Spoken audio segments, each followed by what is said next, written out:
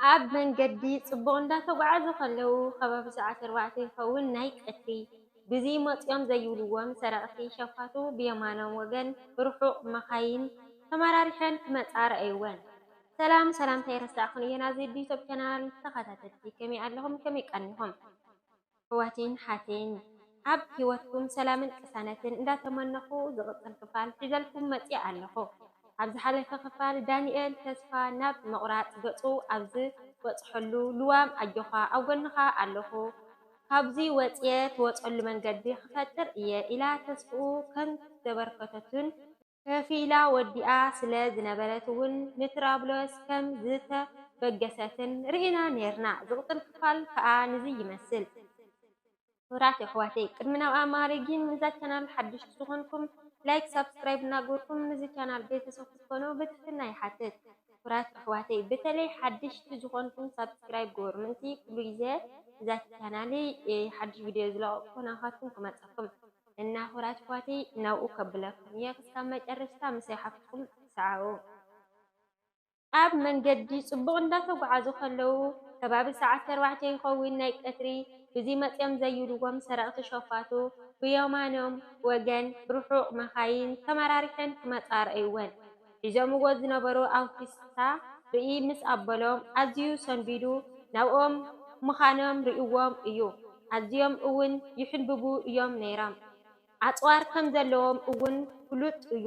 ምኽንያቱ ኮነ ኢሎም ክጨውዩ ስለ ዝመጹ ብዘይ ኣጽዋር ከም ዘይመጹ ፈሊጡ እዩ ነይሩ። ነቲ ወገኑ ኮፍ ኢሉ ዝነበረ ካልኣይ ቢትሮ ንታሕቲ ኣውሪዱ ሒዝዎ ዝነበረ ካላሽኑ ክዕምር ሓቢርዎ ንሱ እውን ዝነበረቶ ሽጉጥን ካላሽን ኣመዓራረየ። ብድሕሪዚ ናህሪ ወሲኹ ካብኦም ንምህዳም ክሕንብብ ጀመረ። ቁሩብ ቀሪቦም ስለ ዝነበሩ ይሃድሙ ከም ዘለዉ ኣስታውሂልዎም ኣድርጎም ክትኩስሎም ጀሚሮም። ንሶም እውን ነብሶም ንምክልኻል ኣይሰነፉን። ኩሉ ሰብ ፈሪሑ ብቲ ተኹሲ በቲ ከዓ እታ ማኪና ልዕሊ ዓቐን ትሕንብብ ሓንሳብ ከዓ ነጢራ ትዘልል ትብል እተን ኣዋልድ ከዓ እሞ ብፍርሒ ኣውያት ደርጊሖንኡ ንሶም ግን ካብኦም ንምምላጥ ጥራይ እዮም ዝሓስቡ ነይሮም። ምስቲ ዓቐን ዘይብሉ ፀሓይን ሳህራን ልዕሊ ዓቐን ነህርን ናይ ድሕሪት እግሪ ጎማ ማኪና ተበቲኹ እቲ ረስኒ እዩ በሊዕዎ ይመስለኒ። ሓፂን ጥራይ ተሪፉ እቲ ጎማ ኩሉ ተበሊዑ ኩሉ ሰብ ብፍርሒ ተዋሒጡ ኣኺሉና ሕጂ ደኣ ከርክቡና እዮም እንዳበሉ ተጨነቑ። እቲ ኣውቲስታ ግን ኣዝዩ ንፉዕን ተዓፃፃፍን እዩ ነይሩ።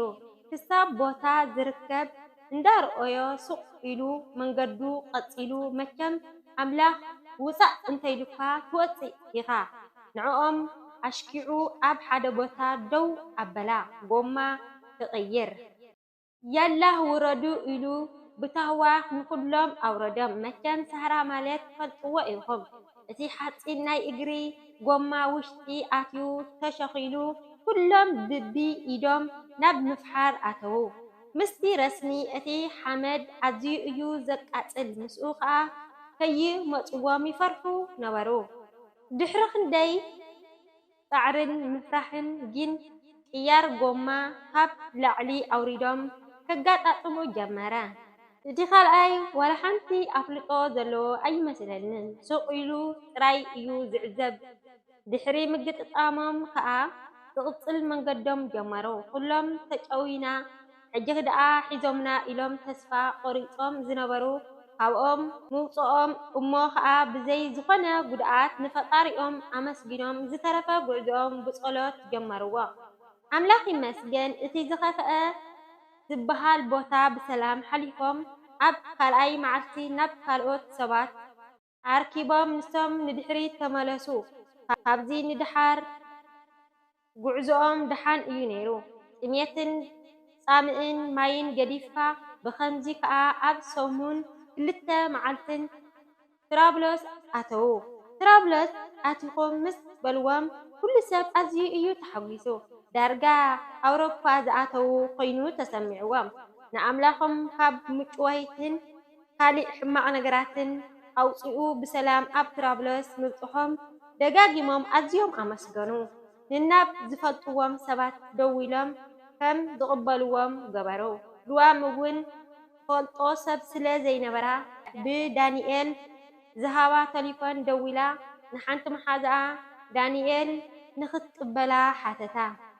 ንሳ እውን መሓዛ ዳኒኤል እዩ ቴሌፎንኪ ሂቡኒ ኣብዚ ከዓ ዝቕበለኒ ሰብ የብለይን ምስ በለታ ኣብኣ ዘሎ ፀገም ስለ ትፈልጥ ፀገም የለን ኢላ ተቐበለታ።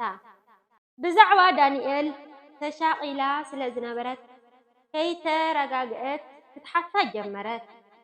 እንታይ ኮይኑ ዘይደወለልና ዋላ ንቶማስ ኣይደወለሉን ኣዚና ተሻቒልና ደሃዩ ጠፊኡና ምስ በለታ ኣብቲ መኽዚን ቴሌፎን ከም ድልየትካ ክትድውል ከምዘይትኽእል ናብቲ ክደለይ ይኽእል እዩ ትብሎ ወይ ዝከታተለካ ሓንቲ ቴሌፎን ጥራይ ኢኻ ትድውል ዝፈቀደካ ዋላ ከም ገለ ገይሩ ከይድውል ከዓ ኣብ ኢዶም ሒዞም እዮም ዝዛረቡካ። ንሱ ኸማን ኣዝዩ ተጨኒቑ ሕማቕ እዩ ዘሎ። ምስኡ እውን ሓሚሙ ነድኡ ጥራይ እዩ ዝረኽባ በጃኺ ስቓይ እዩ ዝገደደ። ከምዚ ምስ በለታ ኣዝያ ትጨነቐት። ዓይና ንባዓታ ቁፅርፅር እናበለት ከዓ እሞ እንታይ ደኣ ትብሎ ተስፋ ከዓ ኣለዎ ድዩ? እዋይ ዝገደደ ከምዚ ምስ በለታ ኣዝያ ተጨነቐት። ዓይና ንባዓታ ቁፅርፅር እናበለት ከዓ እሞ እንታይ ደኣ ትብሎ ተስፋ ኣለዎ ድዩ በለታ። እዊ እንታይ ተስፋ ክህልዎ ደኣ ኣድኡ ኩሉ ግዜ እያ እንዳበኸየት ትረኽቦ። ዓዲ ኸይዳ ይልምነልካ ኣለኹ እያ ትብሎ። ንሳ እውን መዓልታዊ ናይ ኣድኡ ብኽያት ክሰምዕ ምፅዋሩ ስኢኑ ሓንሳብ ኣይድውልን እየ ይብሎም። ቅጥቅጥ ምስ ኣበልዎ ከዓ ንፅባሒቱ ይድውል። በጃኺ ሕማቕ እዩ ዘሎ በጃኺ መራኸቢ ገለ ንግበር ንሱ ሓደራ ንገርለይ ኢሉ እዩ ናትክን ናይ ቶማስን ቁፅሪ ቴሌፎን ሂቡ ሰዲድኒ ገለ ንግበር በጃኺ ተስፍኡ ኣባና እዩ ዘሎ ኢላ ካቢዕንታ ንበዓት ፀረር ኣበለት።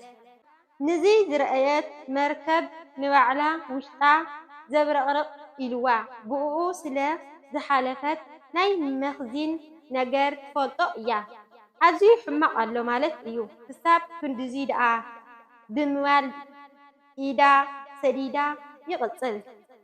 ስለቲ ተገዲስኩም ዝሰማዕኹምኒ ክብራቲ ኣሕዋተይ ኣብ ትገብርዎ ጾምን ጸለትን እግዚአብሔር ኣምላኽ ጽኒሉ ይስማዕኹም።